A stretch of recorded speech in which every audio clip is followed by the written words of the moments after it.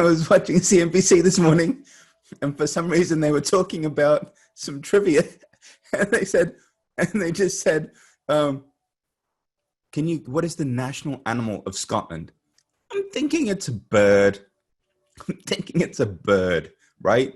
It's some kind of a bird. I love Scotland. I'm thinking it's a bird, right? No. Unicorn. The national animal of Scotland is the unicorn. So if you are even partially Scottish, you have unicorn blood. Unbelievable. My mind was blown.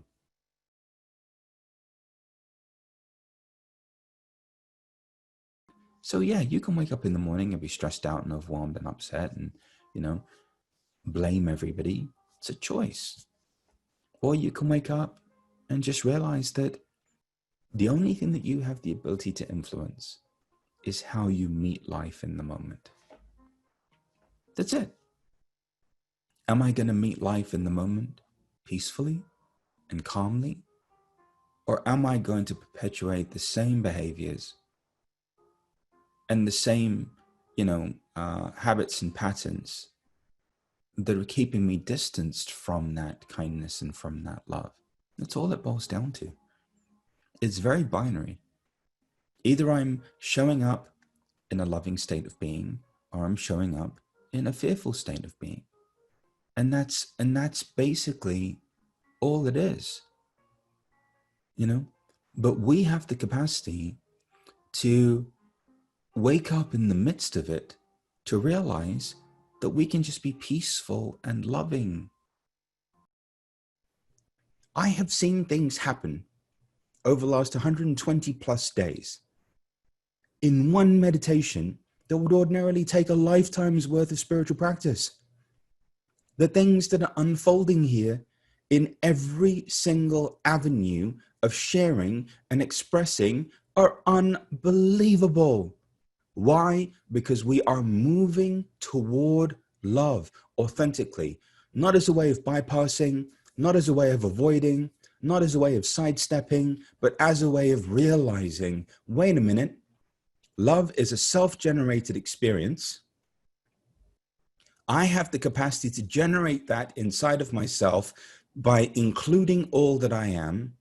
And the more I generate that feeling inside of me, the more I'm able to influence every single aspect of my life, from my physiology, to my brain chemistry, to my finances, to my health, to my relationships, to every single thing. And you know what? The more everything boils down to its essence, the more every perceived problem, the more every perceived issue, the more everything in life is boiled down to its essence, the more we can see over and over again that there was an absence of self-care and self-love that was at the origin of the perceived dysfunction. So when a great being from whatever tradition says, love yourself, right? That's not some advice. It's not a how-to column. That's a prescription. Hey, here's what I've discovered through my journey, through my ascension, through my evolution, through my unfolding into all that I've come here to be.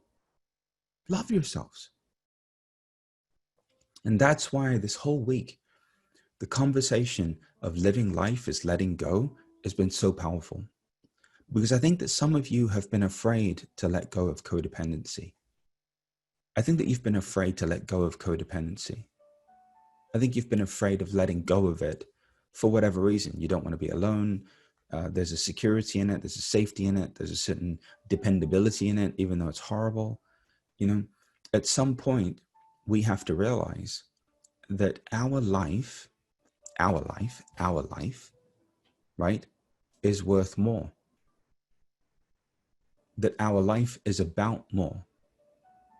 That there's a greater purpose for why we are here. It's a greater purpose for why we are here. And in the moment you recognize that you are no longer responsible for the happiness or the love of others, you are free. So at some point, we have to recognize also that the reason why we have all of these relationships in our lives is because we have yet to fully love ourselves. An individual who fully loved themselves wouldn't be in any of these environments or any of these dynamics. So the way out of suffering, the way out of the suffering is to recognize that you are responsible for yourself. The way out of suffering is personal accountability and responsibility. It always is. This is the most beautiful planet. The most beautiful planet. The planet Earth is gorgeous. Have you ever seen one of those documentaries like Our Planet or Blue Planet? This planet is unbelievably gorgeous. I mean, other beings should have planet envy. I mean, if I was from another planet, I would have planet envy. For real. I would be like, whoa, you're from planet Earth? Wow. My planet is a bunch of red dust. You've got the blue and green one? Oh, man. You hit the jackpot. So when we begin to get clear about the fact that this planet is the Garden of Eden, the planet is the Garden of Eden. The planet is the garden, the whole planet. It wasn't just a garden, it was a planet. The whole planet is the Garden of Eden. This planet is the divine's gift to us. The whole thing. The whole thing. It is so beautiful. Oh my God, it is so beautiful. This is the main event. This is the main event here. This is the big show. This thing. And because we're continuing to live in this notion of a problem, we're not making the most of it. We're not making the most of it because we keep projecting our incompletions onto it. We keep wanting to edit it. We keep wanting to change it. We keep waiting for it to be different. You know, we keep waiting for something outside of us to be different. Well, how about we just get, and this is what it boils down to, and I've been wanting to have this conversation with all of you for a long time. Either it's all in divine order or none of it is.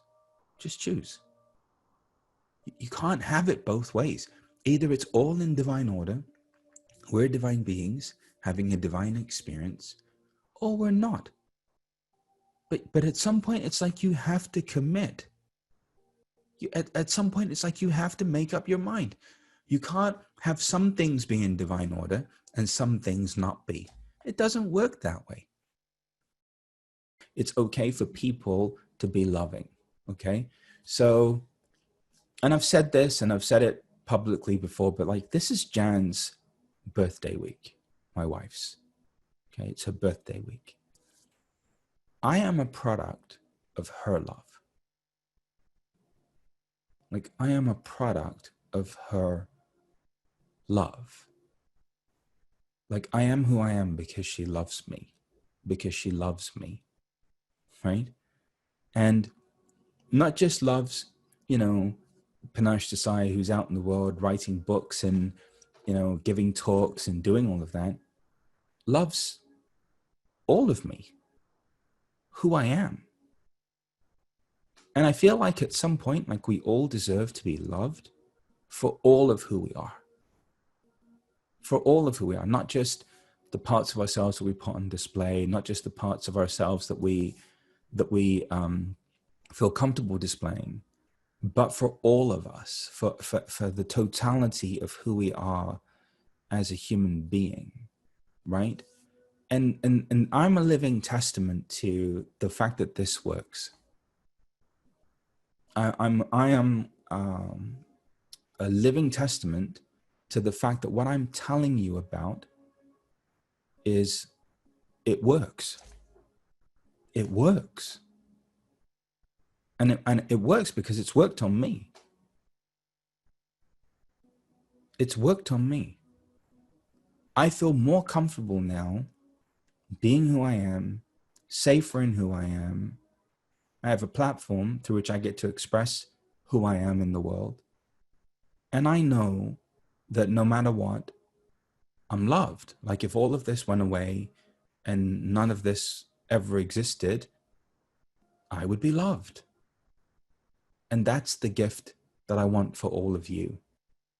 That's hopefully what you receive here.